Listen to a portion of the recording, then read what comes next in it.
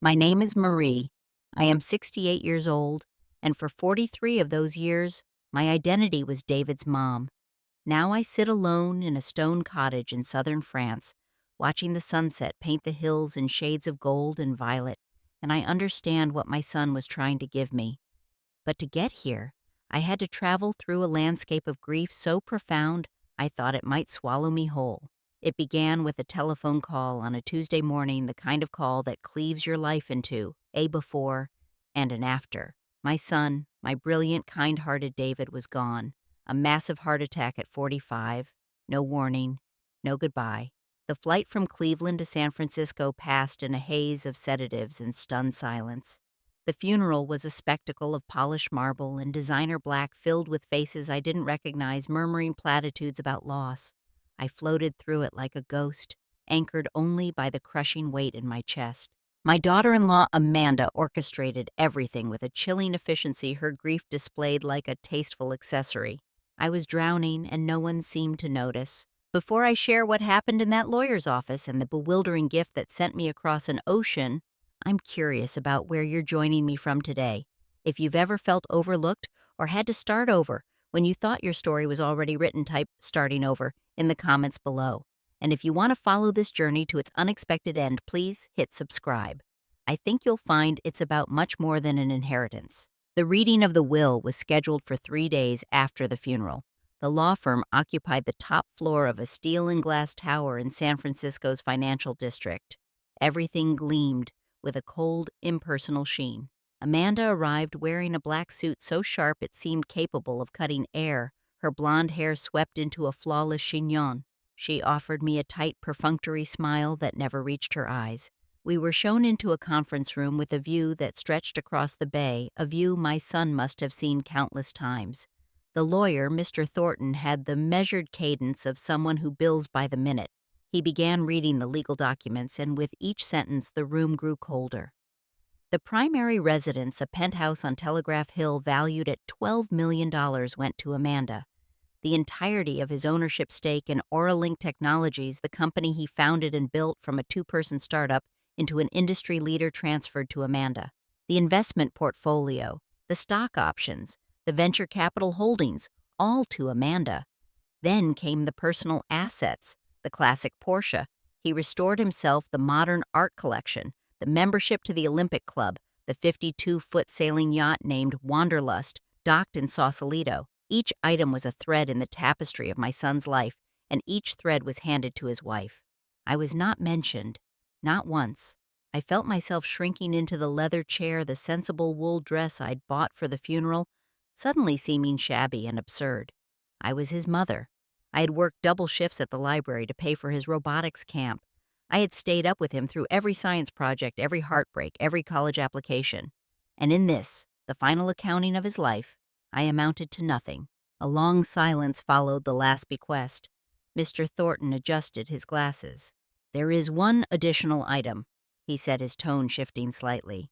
He reached not for another document, but into a plain manila folder. From it, he withdrew a standard white envelope, its corners softened and bent as if it had been carried in a pocket for a long time. My name was written across the front in David's unmistakable hand, the same looping script from the birthday cards he never forgot to send.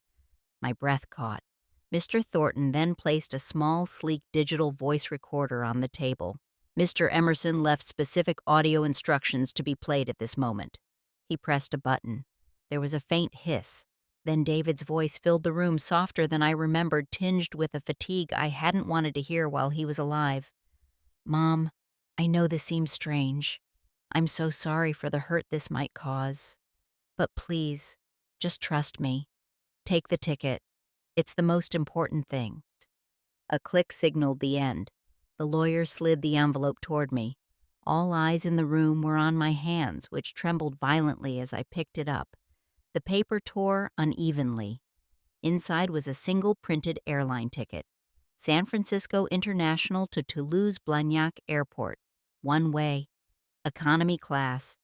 The departure was for tomorrow. No accompanying letter. No explanation. No return date. Just this flimsy piece of paper, the confirmation code, a meaningless string of letters and numbers. From across the table, I heard a soft, sharp exhalation from Amanda. It wasn't quite a laugh. It was a sound of pure, unadulterated dismissal. One of the junior partners from David's company coughed into his fist, looking at the floor.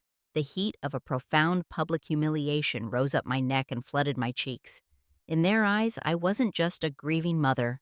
I was a punchline, a forgotten afterthought gifted a consolation prize of a cheap trip to nowhere. The hours that followed were a blur of acute pain. I returned to the impersonal hotel room, the ticket burning a hole on the nightstand. I called my older sister Helen back in Ohio, my voice breaking as I described the scene. A ticket to France? That's it, Marie. That's cruel, she said, her outrage a comfort that couldn't penetrate the numbness. Maybe it's a mistake. Maybe there's more to it. But the recorded message played in my head on a loop.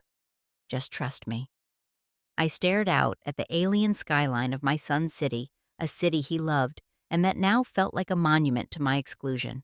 I thought of the last time I'd seen him 6 months ago. He'd flown me out for a weekend, a whirlwind of fancy dinners and awkward silences in his pristine penthouse. Amanda had been away at a spa retreat. David had seemed distracted, his shoulders perpetually tense. On my last night, he'd poured us each a glass of wine, and we'd sat on his massive balcony. He'd asked out of the blue, "Mom, do you remember that book you used to read me? The one with the little house in the French countryside? With the gardens?" I'd laughed, surprised. "The Little White House. You were obsessed with the illustrations of the vegetable patches." He'd smiled a rare, unguarded smile. "I always thought you should live in a place like that, all quiet and green." I'd patted his hand, dismissing it as nostalgia. "Oh, honey, my traveling days are over. My garden back home is plenty." He'd just nodded, his gaze drifting over the city lights. Had that been a clue? A seed he was trying to plant? As dawn approached, I made a decision. However irrational, however painful, I would go. To not go felt like a final betrayal of my son, of that pleading voice on the recording. I packed my single suitcase with the same numb efficiency I'd used for the funeral trip. The flight was an 18-hour trial of grief and uncertainty. I couldn't eat. I watched movies without seeing them. The woman next to me, a cheerful tourist heading to a hiking trip in the Pyrenees, tried to make conversation, but I could only offer monosyllabic replies. When we finally began our descent into Toulouse, my stomach churned with anxiety. What was I doing? I didn't speak French beyond bonjour and merci. I had no hotel reservation, no map, no plan. I was a 68-year-old widow with a maxed-out credit card and a heart so fractured I could feel the pieces shift with every breath. I moved through passport control like an automaton, collected my bag, and followed the signs for the exit. The arrivals hall was a cacophony of reunions, families, embracing drivers, holding signs with names. I stood there adrift in the current of humanity, utterly lost. And then I saw it. A simple piece of white cardboard held aloft by an older gentleman with a gentle face and a flat cap. In neat handwritten letters it said, "Madame Marie." The man stepped forward. "Madame Marie, je m'appelle Henri. Welcome." His English was accented but clear. He took my suitcase with a kind, authoritative gesture and led me outside to a waiting car. Not a fancy limousine, but a well-kept dark blue Renault with comfortable leather seats. As we pulled away from the airport, he explained, "Mr. David, he contacted me 8 months ago. We spoke many times on the video call. He hired me for 1 year. My duty is to be your driver to help you with things in the village. He paid everything in advance. He was very specific." I was too stunned to ask questions. The urban sprawl of Toulouse soon gave way to a breathtaking landscape. We entered the region of Occitanie, driving along roads lined with plane trees, past fields of sunflowers turning their faces to the late afternoon sun, through villages of honey-colored stone that seemed to grow organically from the hills. The beauty was almost offensive in contrast to my inner turmoil. After about 90 minutes, Henry turned off the main road onto a progressively narrower lane. We passed through a stone archway into a village. A painted sign read, "Saint-Julien-le-Pauvre, population 387. The place was impossibly quaint, almost unreal. Window boxes overflowed with red geraniums. An old fountain trickled in a small square where 2 elderly men played pétanque. Henri navigated the tiny streets expertly and finally stopped before a modest stone cottage at the end of a quiet lane called Rue de Lavande. It had a slate roof, shuttered windows painted a faded gray-green, and a heavy wooden front door. A wild, overgrown garden sprawled in front, a riot of weeds punctuated by the gnarled, ancient-looking trunks of rose bushes and the silvery green leaves of what I would later learn were olive trees. There was no key in the door. Instead, a small stainless steel keypad was mounted beside it. Henri turned off the engine and handed me a sealed envelope from the glove compartment. From Mr. David, for this moment. My fingers were ice cold. I opened it. Inside was a single crisp note card. Typed on it were 5 words. Your dream, my debt. Code 0412. My birthday, April 12th. I stood before the door. The note card crumpled in my fist. The 5 words were a cryptic poem I couldn't yet decipher. My debt. What debt? Henri waited patiently by the car, giving me space. I reached out a trembling finger and punched the 4 digits into the keypad 0412. A soft green light glowed.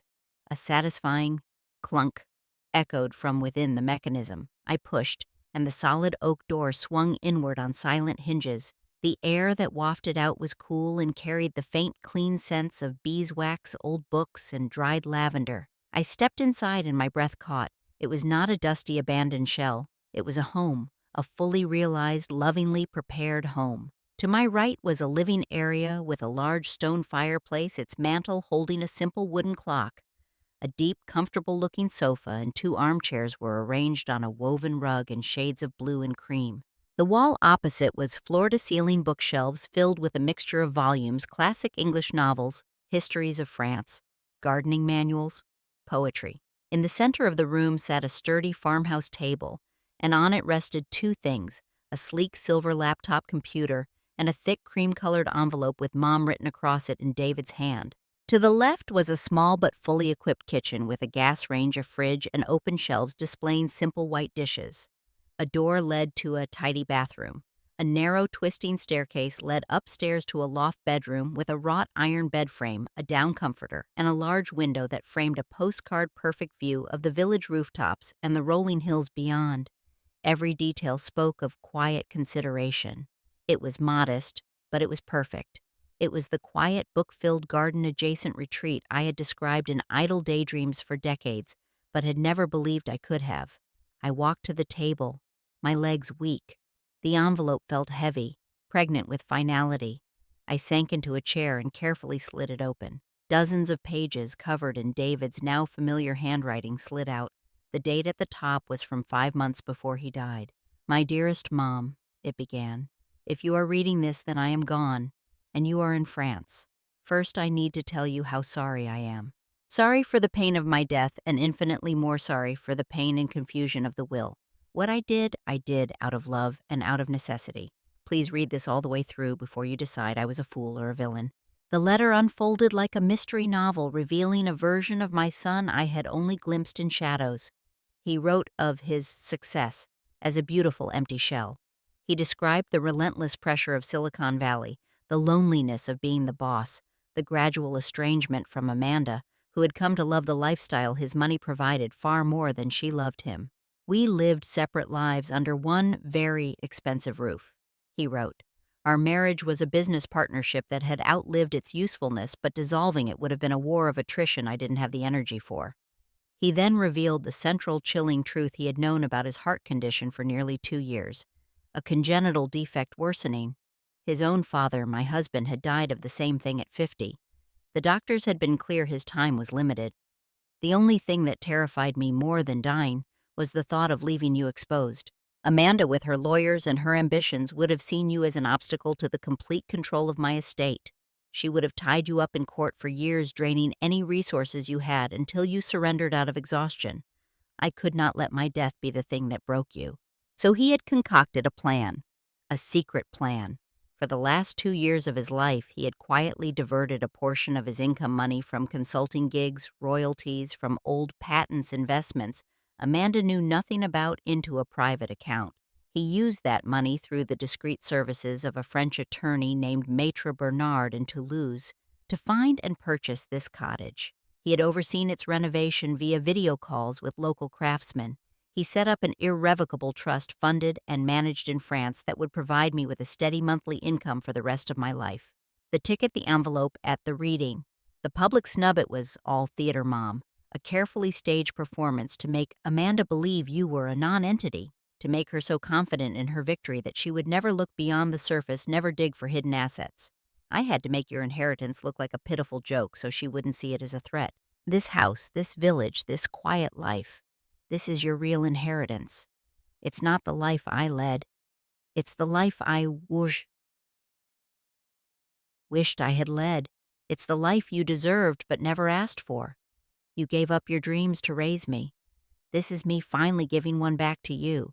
It's the only debt I ever cared about repaying. By the time I finished reading, the afternoon light had shifted to evening gold streaming through the window and illuminating the dust motes, dancing in the air. The pages were damp with my tears, but they were not tears of sadness alone. They were tears of awe, of heartbreaking love, of the staggering weight of being so profoundly seen and protected. My son, in his final act, had not abandoned me. He had engineered my escape. He had looked into the future, seen the battle I could not win, and instead he had built me a sanctuary behind secret walls. The first days in Saint-Julien were a strange, suspended reality. Henri came each morning bringing fresh bread from the boulangerie groceries and gentle guidance. He introduced me to Madame Sophie, whose café, Le Temps Perdu, was the social heart of the village. Sophie, a vibrant woman in her 50s with kind eyes, spoke excellent English and adopted me immediately, patiently correcting my butchered French phrases. A few days later, I met Maître Bernard in his small book-lined office in a nearby town. He was a serious man in his 60s with a reassuring gravity. He confirmed everything in David's letter. The trust was established. The house was in my name, purchased through a French holding company to obscure the trail. The monthly stipend was enough for a comfortable, modest life here. Utilities, food, a little extra for the garden or books. Your son was a very meticulous man, Madame Emerson, Bernard said, and a very loving one. He thought of everything. Armed with this certainty, I knew what I had to do. I needed to close the door on my old life, not with a slam, but with a quiet, definitive click. I waited until it was late evening in California. I took a deep breath and called Amanda's cell phone. She answered on the second ring, her voice wary. Marie, is everything all right? I could hear the clink of glasses and murmur of conversation in the background, a party. I spoke calmly, clearly. Amanda, it's Marie. I'm calling from France. I just wanted to say that I understand everything now. David gave you exactly what you wanted, the company, the penthouse, everything. And he gave me exactly what I needed. I wish you well with it all. Truly. Please don't try to contact me again. Goodbye. There was a stunned silence on the other end, then a sputtered, What do you... But I ended the call. I placed the phone on the table. A profound, quiet power settled over me. I had not engaged in her drama. I had simply stepped off her stage. My next act was physical, an act of claiming. I put on an old pair of jeans and a sun hat and marched into the jungle that was my front garden. I wrestled with thorny brambles and stubborn taproots, my frustration and grief finding an outlet in the hard labor. I was attacking a particularly vicious weed when a voice called over the stone wall. Pardon, madame. You are making war with that Chardon. It is a stalemate. You will lose. It was my neighbor, Monsieur Claude Renaud, a man in his late 70s with a magnificent white mustache and the bearing of a retired army general. He emerged from his own immaculate garden, handed me a pair of proper gardening gloves and a hoary knife, and proceeded to give me my first lesson in Provençal gardening. You do not pull. You persuade the soil to release it. And here you must plant lavender, for the bees and for the peace. He gifted me 6 small lavender plants.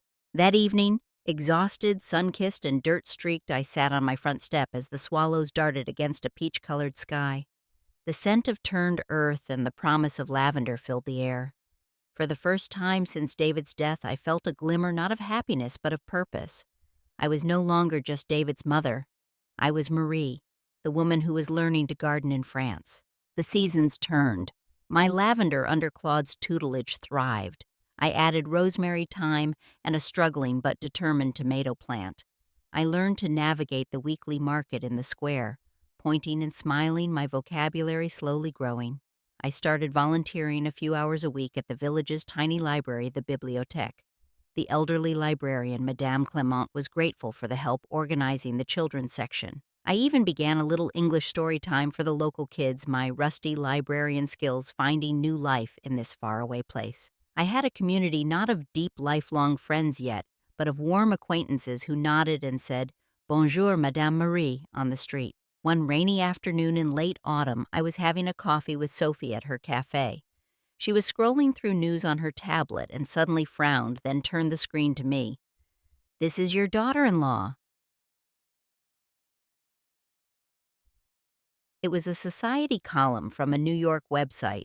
There was Amanda at a high-profile charity auction wearing a gown that probably cost more than my annual stipend. The caption detailed her recent sale of Auralink to a private equity firm for an undisclosed, eye-watering sum. She was quoted calling it bittersweet, but the right move for the next chapter.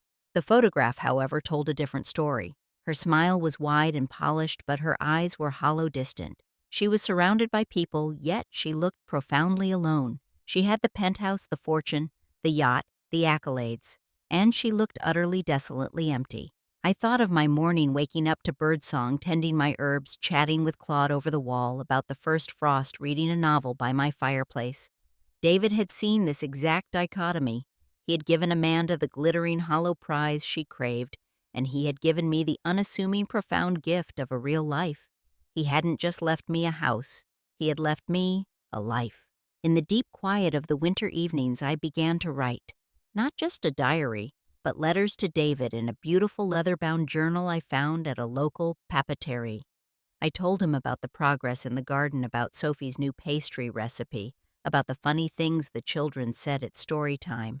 I also wrote about my memories, the real ones, not the sanitized version.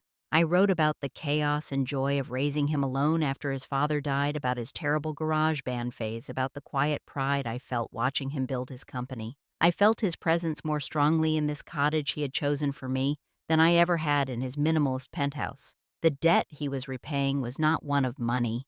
It was the debt a son feels when he finally truly understands the breadth of his mother's quiet sacrifices, the dreams deferred, the anxieties swallowed, the unconditional love that asked for nothing in return.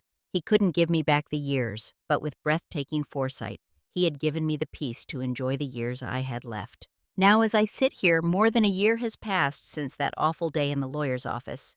The rose bushes David must have instructed the gardener to plant are finally blooming their deep red blossoms, a startling contrast against the pale stone. I have a rhythm to my days. I have a small circle of people who know me as Marie, not just as someone's mother or widow. I have dirt under my fingernails and a shelf full of books waiting to be read. David's final silent lesson was the most profound one I have ever learned. Love is not always loud or obvious. Sometimes the deepest love is a strategic, secret act of protection. It is seeing someone's true needs more clearly than they see them themselves, and moving heaven and earth quietly to meet them. It is choosing someone's authentic peace over public approval, their long-term contentment over short-term fairness. Letting go of the fight with Amanda, a fight he engineered for me to avoid, was not a surrender. It was the greatest victory of my life, because it freed every part of me to build this new, quiet, authentic existence. He taught me that home isn't merely a place you inherit. It's a feeling you cultivate day by day with intention and grace. It's the scent of lavender in the sun, the warmth of a stone wall that has soaked up the afternoon heat, the sound of the church bells marking the hours in a village that has stood for centuries. I am finally completely home. So I'll leave you with this question, one that has taken me a lifetime to answer. What does home truly mean to you? Is it a person, a memory, a feeling of safety, or a specific corner of the world? I would be so moved if you shared your thoughts in the comments below. Let's create a conversation about what really matters. If this story of a quiet, late-in-life rebirth resonated with you, please give this video a like. It tells me these shared journeys have value. And if you want to join me for more stories about finding strength, healing, and unexpected beginnings, please hit that subscribe button and turn on notifications. Finally, If you know someone who might need a reminder that it's never too late to find your place of peace, please share this with them. From my little stone cottage in the hills of France, I thank you from the bottom of my healed heart for listening. May you all find or build the home your soul recognizes.